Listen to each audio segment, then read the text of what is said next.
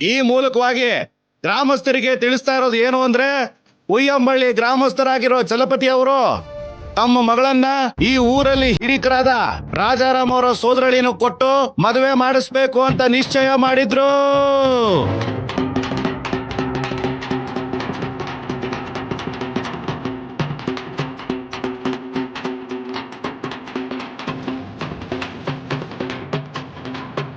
ಆದ್ರೆ ರಾಜಾರಾಮ್ ಅವರ ಸೋದರಳಿಯ ಸೀನುಗೆ ಈ ಮದುವೆ ಇಷ್ಟ ಇಲ್ದೆ ಇನ್ನೊಬ್ಬರ ಜೊತೆ ಓಡ್ ಹೋಗಿದ್ದಾನೆ.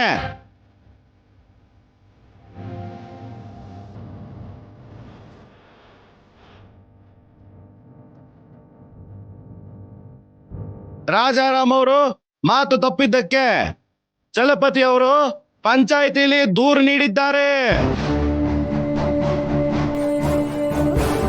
ಇನ್ನು ಸ್ವಲ್ಪ ಹೊತ್ತಲ್ಲಿ ನಮ್ಮೂರಿನ ಹಿರಿಕರು ತೀರ್ಪನ್ನ ಹೇಳ್ತಾರೆ.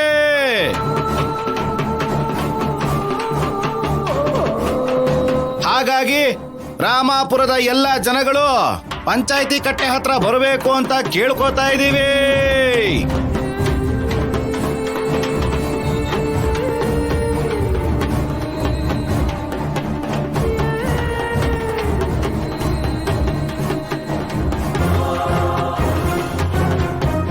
ರಾಜಾರಾಮ್ ಅವರು ಮಾತು ತಪ್ಪಿದ್ದಕ್ಕೆ ಚಲಪತಿ ಅವರು ಪಂಚಾಯಿತಿಲಿ ದೂರು ನೀಡಿದ್ದಾರೆ.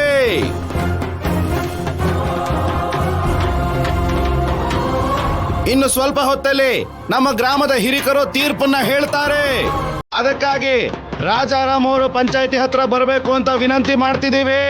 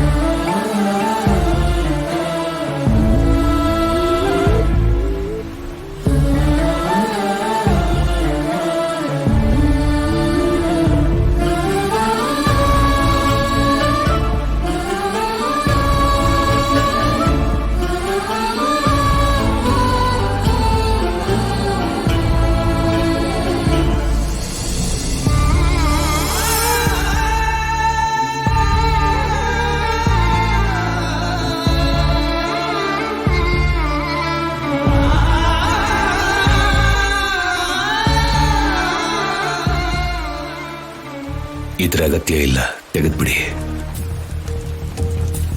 ಎಲ್ರಿಗೂ ನಮಸ್ಕಾರ. ದಯವಿಟ್ಟು ಕೂತ್ಕೊಳ್ಳಿ.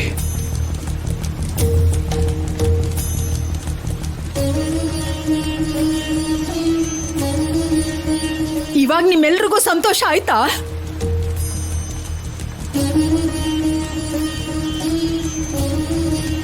ಊರಿಗೋಸ್ಕರ ಪ್ರಾಣ ಕೊಡೋ ನನ್ನ ಮಗನ್ನ ಆರೋಪಿಯಾಗಿ ಮಾಡ್ತಿದ್ದೀರಾ.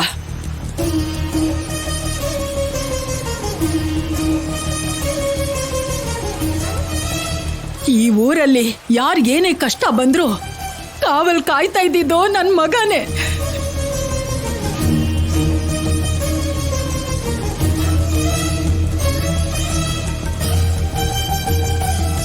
ಅಂತ ನನ್ನ ಮಗನ್ನ ಊರವ್ರ ಮಧ್ಯೆ ನಿಲ್ಲಿಸ್ತೀರಾ?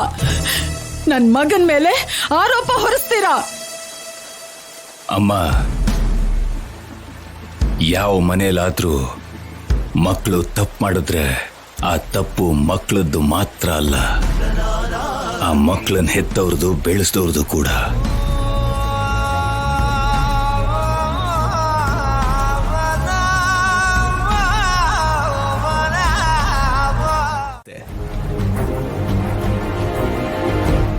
ಹಾಗೇನೆ ಈ ಚಿಕ್ಕ ತಪ್ಪು ಊರಿಗೆ ದೊಡ್ಡ ಸಮಸ್ಯೆಯಾಗಿ ಬದಲಾಗ್ಬೋದು.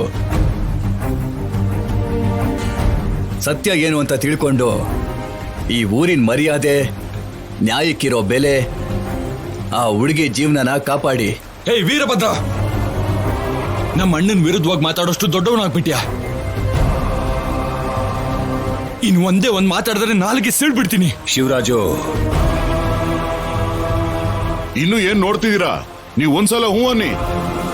ಈ ವೀರಭದ್ರನ್ನ ಊರಲ್ಲಿ ಇಲ್ದೇ ಇರೋ ಹಾಗೆ ಮಾಡ್ಬಿಡ್ತೀವಿ.